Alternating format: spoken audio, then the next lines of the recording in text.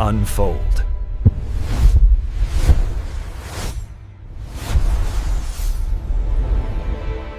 만약에 말이죠. 당신이 살고 있는 나라에 스스로를 하나님이라고 부르는 사람이 20명, 자기가 재림예수라고 주장하는 사람이 50명이 넘는다면 어떠실 것 같나요? 하하, 농담 같죠? 네, 농담 같지만 이게 바로 지금 대한민국에서 벌어지고 있는 현실입니다. 오늘 저희가 당신과 함께 파헤쳐볼 자료는 이 현상을 종교가 아니라 아주 냉정하게 비즈니스와 산업의 관점에서 분석한 메시아 주식회사라는 보고서예요. 네. 이번 시간의 목표는 아주 명확합니다.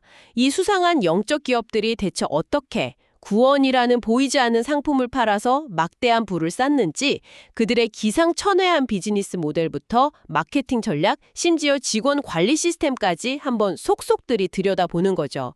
자, 그럼 한번 제대로 파고 들어가 볼까요? 네. 이 분석의 가장 흥미로운 지점은 이 현상 전체를 메시아 주식회사, 즉 머사이어 잉크라는 하나의 거대한 산업 생태계로 본다는 점입니다. 그렇죠. 여기서 던져야 할 첫 번째 질문은 이거겠죠. 도대체 한국 사회의 어떤 특별한 토양이 이 신산업이 이렇게나 폭발적으로 성장하는 블루오션이 되었을까? 맞아요. 어떤 비즈니스든 성공하려면 그걸 필요로 하는 시장이 있어야 하니까요. 보고서는 그 시작점을 한국 현대사의 가장 큰 비극, 바로 한국 전쟁에서 찾고 있더라고요. 네. 전쟁 직후에 모든 게 파괴된 상황에서 사람들은 당장 먹고 사는 게 급했잖아요. 뭐 고상한 교리나 내세의 영생보다는 아픈 몸을 낫게 해주고 굶주림에서 벗어나게 해주는 그런 현실의 기적이 절실했던 거죠. 정확합니다. 단시 기성 종교는 그 공백을 제대로 채워주지 못했어요. 추상적인 위로만으로는 당장의 생존 문제를 해결해 줄 수 없었으니까요. 바로 그 틈새를 네, 바로 이 틈새 시장을 박태선의 전도관이나 문선명의 통일교 같은 초기 창업자들이 정말 기가 막히게 파고들었습니다. 그들이 내놓은 게 일종의 하이브리드 상품이었던 거네요? 그렇죠. 겉모습은 기독교인데 내용은 한국 전통의 샤머니즘적인 기복신앙과 결합해서요.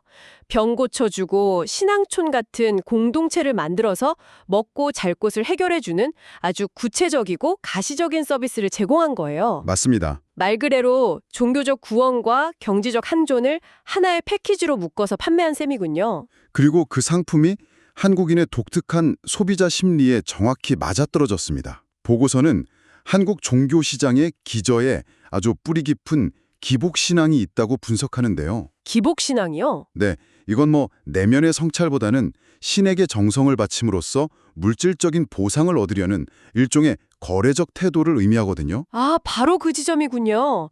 사이비 종교들은 구원을 무슨 복잡하고 어려운 과정이 아니라 아주 명확한 투자 수익률, ROI로 제시하잖아요. 맞아요.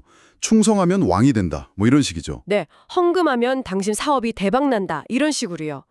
듣고 보니 정말 고수익을 보장한다는 금융사기 상품이랑 그 심리적인 구조가 소름 돋게 비슷하네요. 거기에 기성교회의 부패와 세속화가 기름을 부은 격이 됐습니다.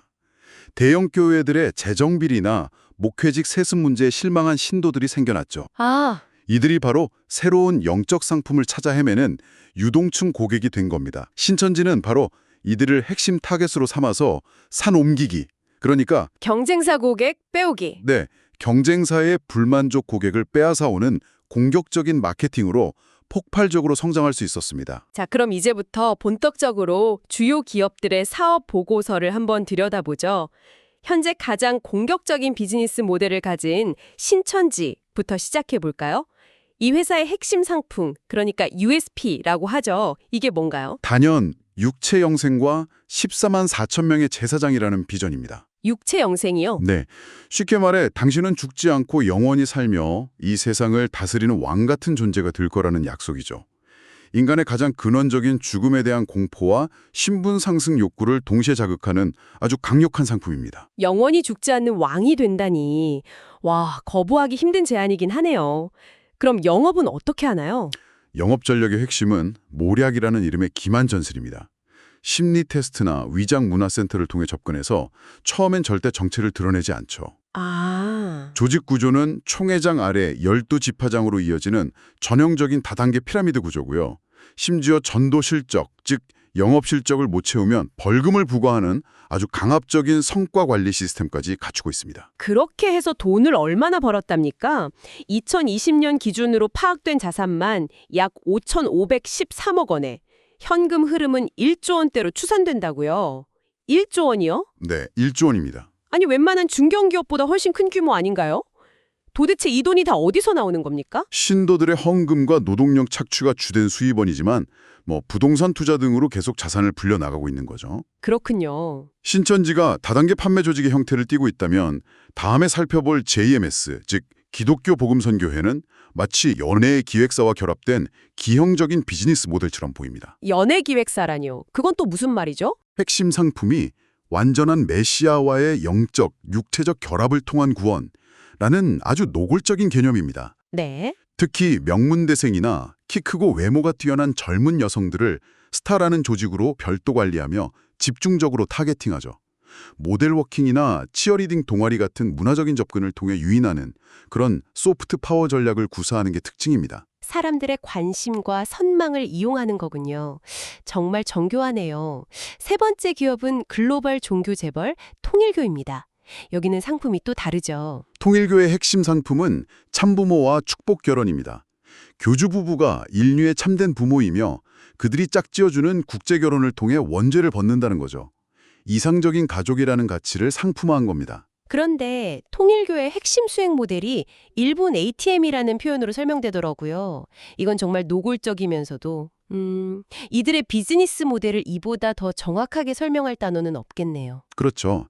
일본을 과거 한국을 침략한 학예화 국가로 규정하고 그 죄를 씻기 위해 한국을 위해 희생해야 한다는 논리를 펴니다. 아, 이걸로 일본 신도들에게 고가의 다보탑 모형이나 도장 같은 걸 강매하는 영감상법을 사용했죠.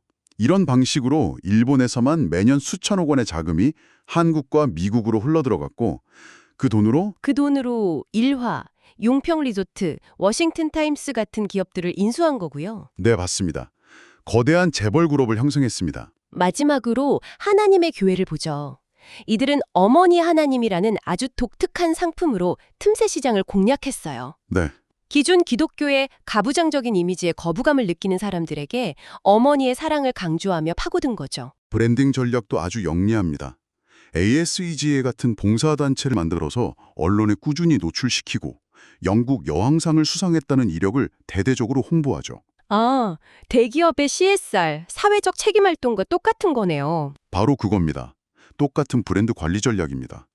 그리고 막대한 헌금을 기반으로 기존 교회 건물을 사들이거나 신도시 종교 부지를 확보하는 등 공격적인 부동산 투자로 자산을 불리고 있습니다. 네, 기업보도 전략은 제각각이지만 결국 구원을 미끼로 신도들의 돈과 노동력을 착취한다는 본질은 똑같네요. 그렇습니다. 그렇다면 이들의 영업 방식, 즉 사람의 영혼을 사로잡는 기술은 구체적으로 어떻게 작동하는 걸까요?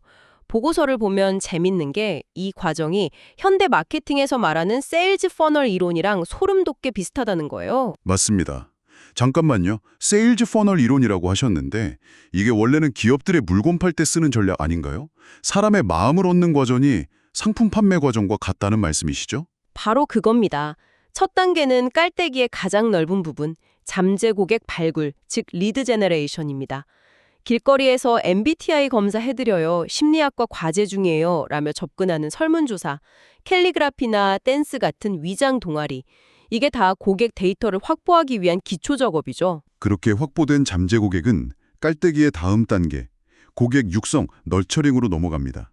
외부 정보가 완전히 차단된 복음방이나 센터라는 폐쇄적인 교육 시스템으로 유입되죠. 아, 여기서 신천지의 경우 한 명의 타겟을 포섭하기 위해 서너 명의 기존 신도가 투입되는 잎사귀 활동, 즉 바람잡이 역할을 합니다.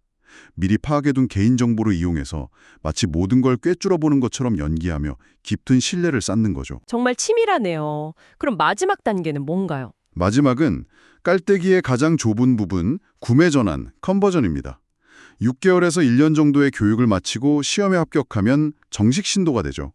신천지에서는 이걸 6월 패스오버라고 부르는데 사망에서 생명으로 옮겨왔다는 의미를 부여합니다. 6월이요? 네, 바로 이 순간 잠재 고객은 단순한 소비자를 넘어 조직을 위해 인건비 한 푼 없이 일하는 충성스러운 직원으로 완전히 전환되는 겁니다. 여기서 정말 궁금한 지점이 생기네요. 대체 어떻게 멀쩡한 사람을 인건비 제로의 자발적 노예로 만들 수 있는 거죠? 그게 가능한가요? 바로 그 시스템을 스티븐 헤산 박사의 바이트 모델이 아주 명확하게 설명해 줍니다.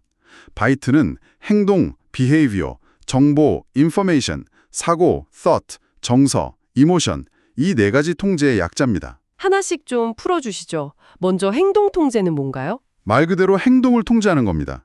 새벽 기도부터 시작해서 밤 늦게까지 이어지는 빡빡한 스케줄로 개인의 시간을 완전히 박탈해요. 아, 다른 생각을 할 틈을 안 주는 거군요. 네, 스스로 무언가 다른 생각을 할 물리적인 여리 자체를 주지 않는 거죠.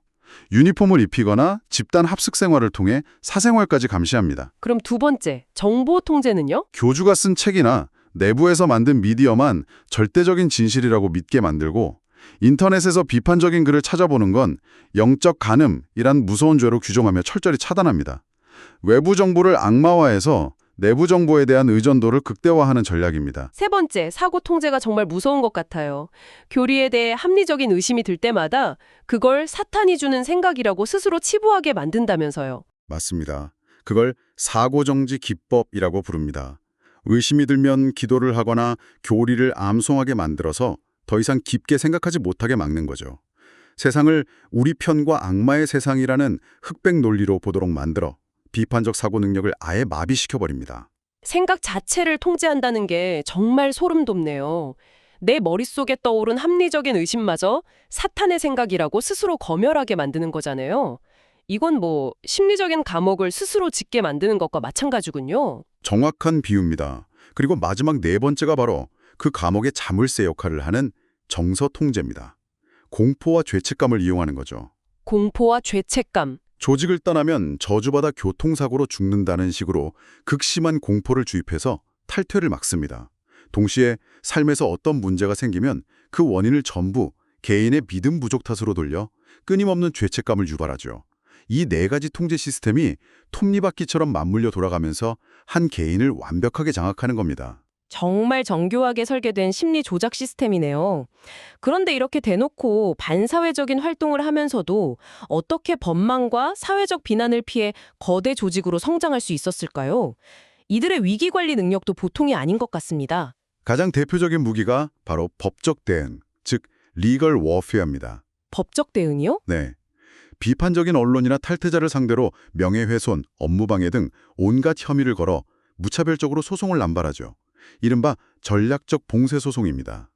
대형 로펌을 고용해서 재판을 일부러 장기전으로 끌고 가는데 이게 승소가 목적이 아니에요. 그럼 진짜 목적은 뭔가요? 상대를 경제적, 심리적으로 완전히 지치게 만들어서 입을 막아버리는 게 진짜 목적입니다. 아, 그러니까 소송에서 이기는 게 중요한 게 아니라 평범한 개인이 감당할 수 없는 소송 비용과 시간으로 그냥 말라 죽게 만드는 거군요. 네, 법을 무기로 쓰는 겁니다.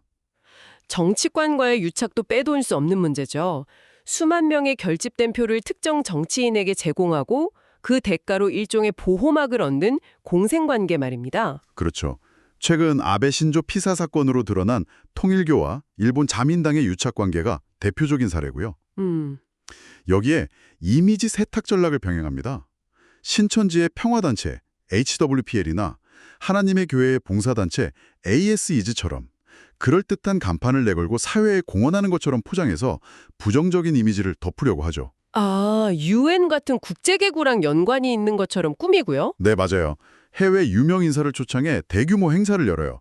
그리고 그 모습을 내부 신도들에게 보여주면서 우리 교주님이 이렇게 세계적으로 인정받는다 며 결속을 따지는 선전 도구로 활용합니다. 들어보니 한쪽에서는 법으로 위협하고 다른 한쪽에서는 평화와 봉사라는 친근한 얼굴을 내미는 아주 이중적인 생존 전략이네요. 네. 이런 전략을 바탕으로 이제는 국내를 넘어 K컬트라는 이름으로 해외로까지 뻗어나가고 있다고요? 네. 보고서는 이 기업들의 미래에 대해 몇 가지 중요한 리스크와 전망을 제시합니다. 첫째는 후계 리스크입니다.